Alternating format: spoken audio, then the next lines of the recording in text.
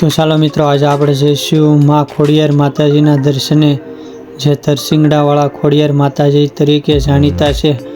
આમ તો ખોડિયાર માતાજીના ઘણા મંદિરો આવેલા છે, પણ અહીં માતાજી તરસિંગડા ડુંગર પર હોવાથી આ શ્રી તરસિંગડાવાળા ખોડિયાર માતાજી તરીકે પૂજાય છે.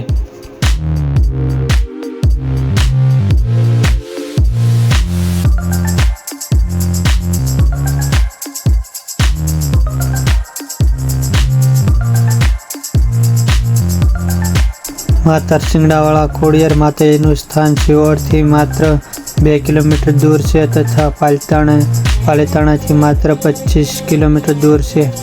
અહીં માતાજીના દર્શન કરવા માટે ઘણા શ્રદ્ધાળુઓ તથા ભક્તો આવે છે. અહીં ઘણા શ્રદ્ધાળુઓ રવિવાર તથા ઘણા તહેવારોમાં પણ અહીં માતાજીના દર્શન કરવા માટે ભક્તો આવે છે.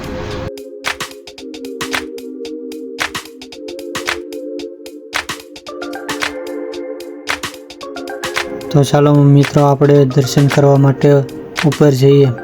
અહીં માતાજીના મંદિરે જવા માટે પગથિયા 351 છે.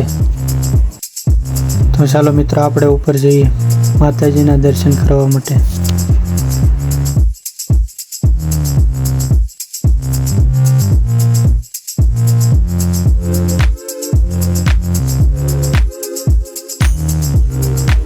અહીં અડધેક પહોંચતા જ તે પાણીની ટાંકી પણ આવે છે, જેથી તમને તરસ લાગી હોય તો પાણી પણ પી શકો છો.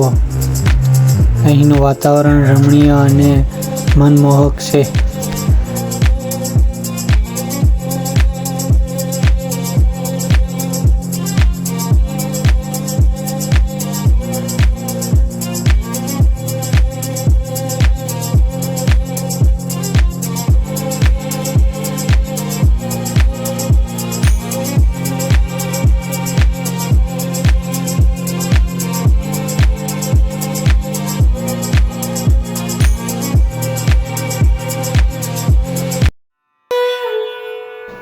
અહીં શ્રદ્ધાળુઓ શ્રીફળ તથા ચૂંદડી લાવે છે, જે માતાજીને ચડાવે છે. તો ચાલો મિત્રો, આપણે માતાજીના દર્શન કરીએ.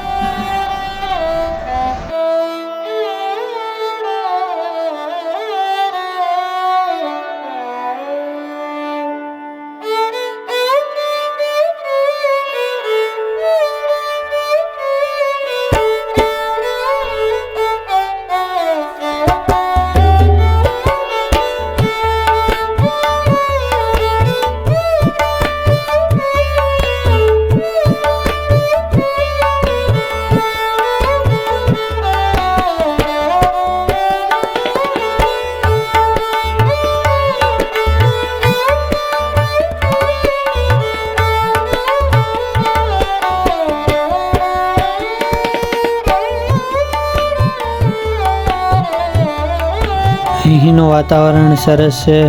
ઠંડો અને શીતળ પવન મંદ વાઈ રહ્યો છે અને આનંદ આવી રહ્યો છે.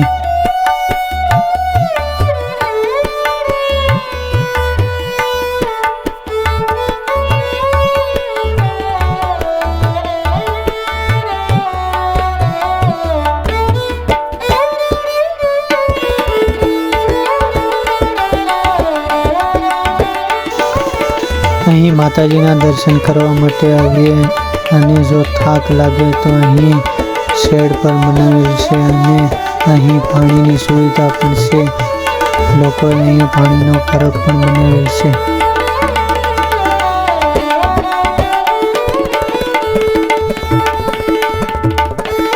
અહીંનું વાતાવરણ જ એવું છે સરસ કે આપણે અહીંયા જ બેસી રહીએ.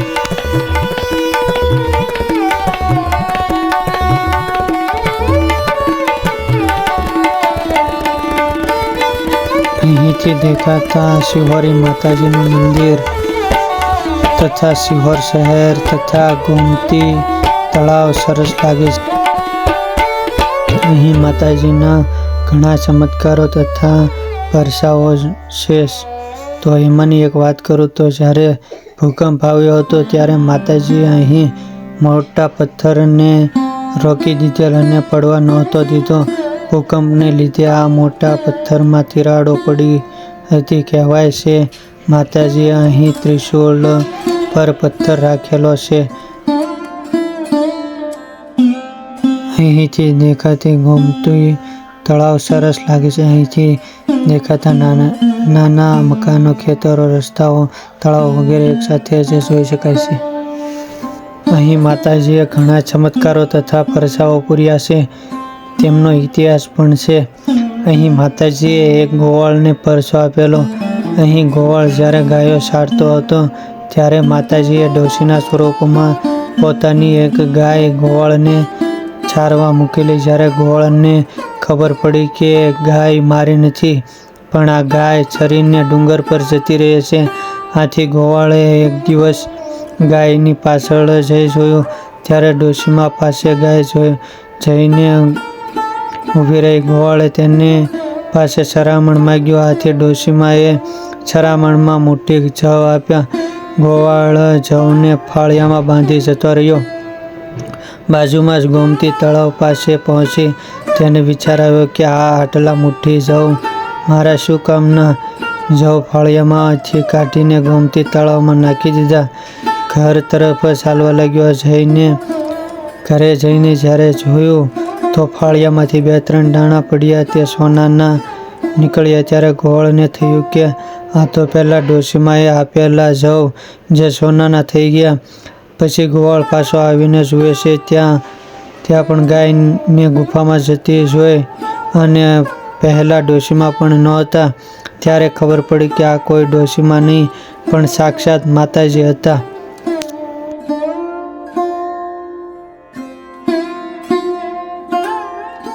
ખરેખર અહીં માતાજીના દર્શન તથા અહીંના સ્થળની મુલાકાત અવશ્ય લેવી જોઈએ. તમે પણ અહીં તરસિંગડાવાળા ખોડિયાર માતાજીના દર્શન માટે અવશ્ય અને અચૂક પધારજો. જય શ્રી તરસિંગડાવાળા ખોડિયારમાં. જય માતાજી.